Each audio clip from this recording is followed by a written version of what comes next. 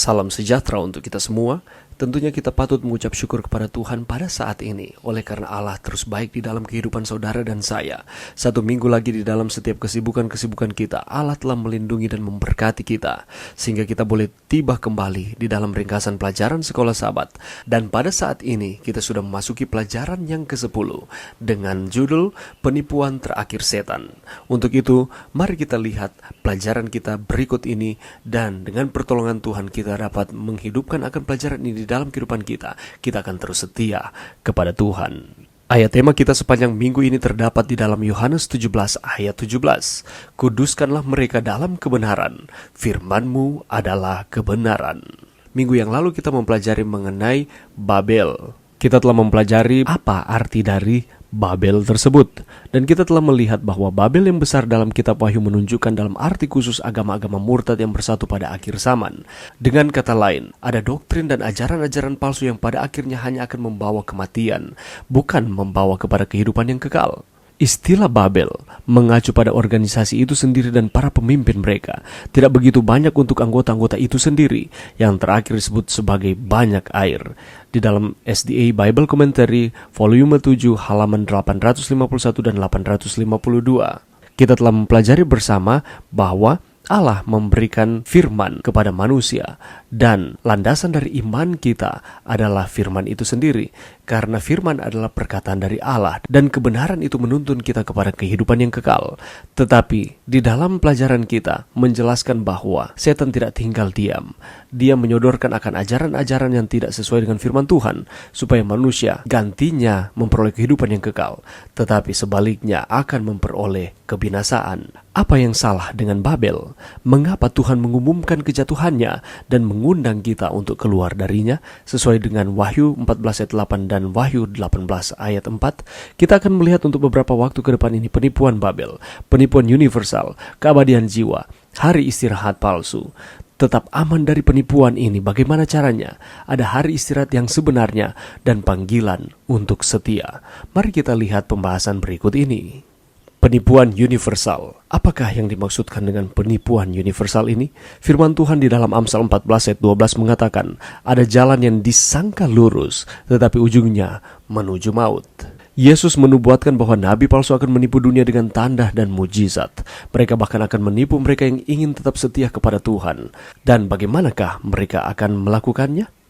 Di masa lalu, Babel membuat orang tidak tahu apa-apa dengan menjauhkan mereka dari firman Allah dan mengajarkan filosofi manusia yang salah. Kelihatannya benar, tetapi tidaklah benar. Sama seperti dengan firman Tuhan mengatakan bahwa ada jalan yang disangka lurus, tetapi pada akhirnya apabila jalan tersebut ditempuh dengan usaha-usaha manusia, terlepas dari tuntunan Allah, terlepas dari firman yang disampaikan oleh Allah untuk kebaikan manusia, maka pada akhirnya atau ujungnya akan menuju maut.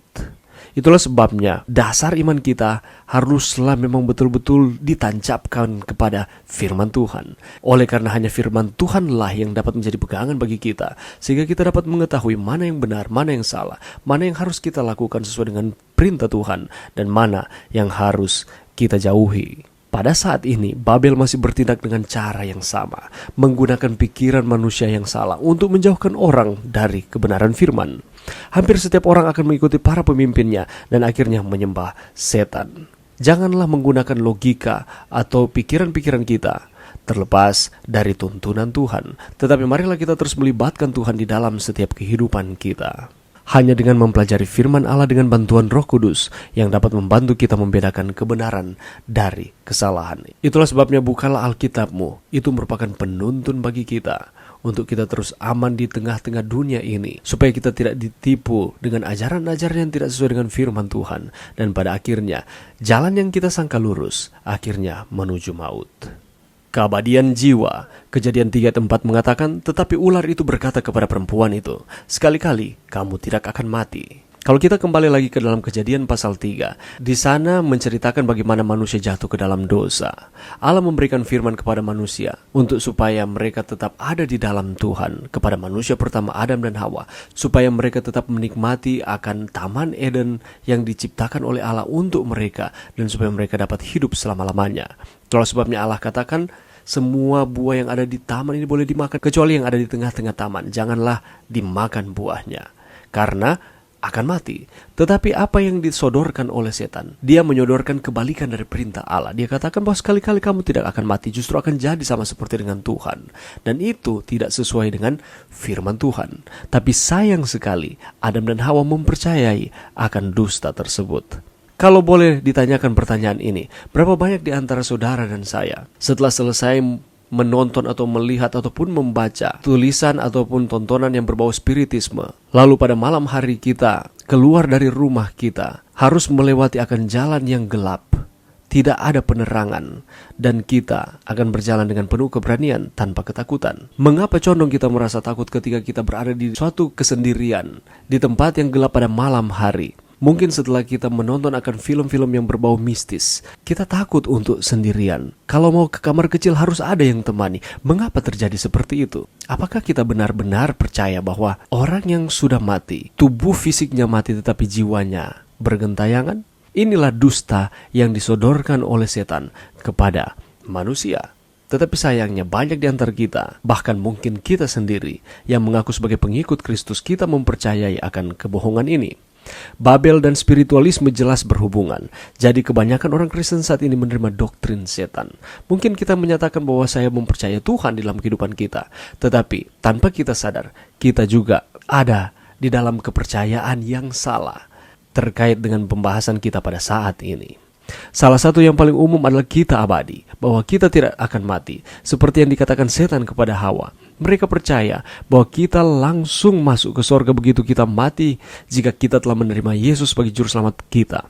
Jika belum, maka kita langsung pergi ke neraka, atau kita hanya mengembara sebagai roh tanpa tubuh, atau lain sebagainya.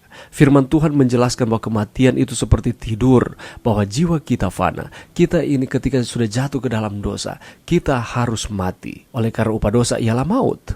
Kita tidak hidup selama-lamanya ketika kita masih hidup di dunia yang penuh dengan dosa ini. Tetapi ketika mati, kita tidak tahu apa-apa. Tidak ada kehidupan di dalam kematian. Kita akan terbangun dari mimpi atau dari tidur yang panjang pada hari kebangkitan. Dan firman Tuhan dengan jelas menyatakan seperti itu di dalam Pengkhotbah 9 ayat 5, Mazmur 115 ayat 17, Wahyu 20 ayat 5 dan 6.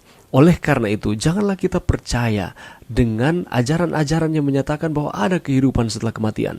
Karena firman Tuhan dengan jelas menyatakan bahwa orang mati, tidur, tidak tahu apa-apa sambil menunggu kebangkitan. Kebangkitan yang pertama bagi mereka yang setia kepada Tuhan, dan kebangkitan kedua bagi mereka yang tidak setia kepada Tuhan.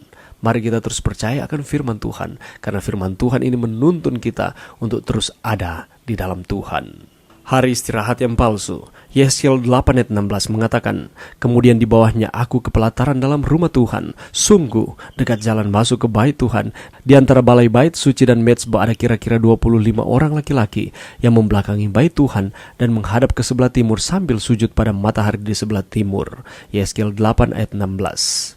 Berapa banyak di antara kita yang mengaku sebagai pengikut Kristus, menuruti akan firman yang disampaikan oleh Allah kepada kita, tetapi justru kita tidak menyembah Tuhan, tetapi kita menyembah objek yang lain selain Tuhan? Dan ini yang dilakukan oleh beberapa orang di zaman perjanjian lama, di zaman Yehezkiel. Dan ini sudah terjadi sejak zaman kuno di Mesir, Asyur, Persia, dan Babel. Bahkan dengan logika pemikiran sendiri bahwa itu akan mendatangkan berkat, sehingga bukan lagi menyembah Tuhan, tetapi menyembah objek yang lain. Dan ini tidak diperkenankan oleh Tuhan, karena hanyalah Allah yang ditinggikan dan disembah. Orang Yahudi menjadi korup karena menyembah matahari seperti yang dilakukan orang Babilonia dan bangsa lain. Gereja Kristen tidak pernah secara terbuka menyembah matahari, tetapi mereka mulai menyembah pada hari yang digunakan Roma sebagai hari matahari. Kita boleh lihat dalam dekret Konstantinus di tahun 321 Masehi. Isi dari dekret tersebut adalah pada hari terhormat matahari, biarkan para hakim dan orang-orang yang tinggal di kota-kota beristirahat, dan biarkan semua bengkel ditutup. Perubahan hari ibadah ini tidak pernah dipertanyakan dalam kekristenan mainstream, meskipun tidak memiliki akar Alkitabiah. Itulah sebabnya apabila kita menyatakan bahwa kita inilah umat-umat Tuhan, kita harus menuruti seluruh perintah yang difirmankan oleh Tuhan kepada kita. Karena kita mengasihi Tuhan, karena Allah terlebih dahulu mengasihi kita. Bukan objek yang lain yang disembah selain Tuhan, tetapi hanya Tuhanlah yang layak disembah dan ditinggikan di hari yang Tuhan berikan kepada kita. Itulah sebabnya Kejadian 2 ayat 2 dan 3 mengatakan, ketika Allah pada hari ketujuh telah menyelesaikan pekerjaan yang dibuatnya itu, berhentilah ia pada hari ketujuh dari segala pekerjaan yang telah dibuatnya itu. Apa yang dilakukan oleh Allah? Allah memberkati hari ketujuh itu dan menguduskannya, karena pada hari itulah ia berhenti dari segala pekerjaan penciptaan yang telah dibuatnya itu. Allah berhenti pada hari ketujuh. Dia memberkati akan hari tersebut dan menguduskannya. Tidak ada hari yang lain selain hari ketujuh yang dikhususkan Tuhan untuk kita dapat berbakti, memuji dan membesarkan akan nama Tuhan di keseluruhan akan firman Tuhan atau Alkitab. Itulah sebabnya mari kita meminta hikmat dari Tuhan sehingga kita dapat mengetahui mana yang baik, mana yang benar sesuai dengan firman Tuhan. Terlebih khusus dalam penyembahan kita kepada Tuhan. Hari istirahat yang benar. Yehezkiel 20:20 mengatakan, kuduskanlah hari-hari sabatku, sehingga itu menjadi peringatan di antara aku dan kamu, supaya orang mengetahui bahwa akulah Tuhan Allahmu. Iblis telah memimpin Babel, dan mereka telah menipu dunia dengan anggur atau doktrin ataupun ajaran-ajaran manusia. Mereka juga mengejek dan menganiaya minoritas yang masih menyembah Tuhan dengan cara yang berbeda sesuai dengan Wahyu 12 ayatnya yang ke-17.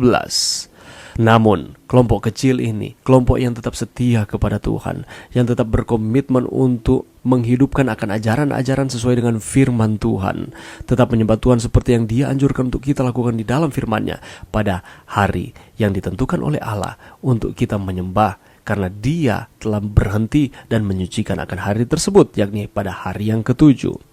Umat yang sisa yang setia memanggil dunia untuk menyembah pencipta kita di hari yang Tuhan khususkan kepada kita.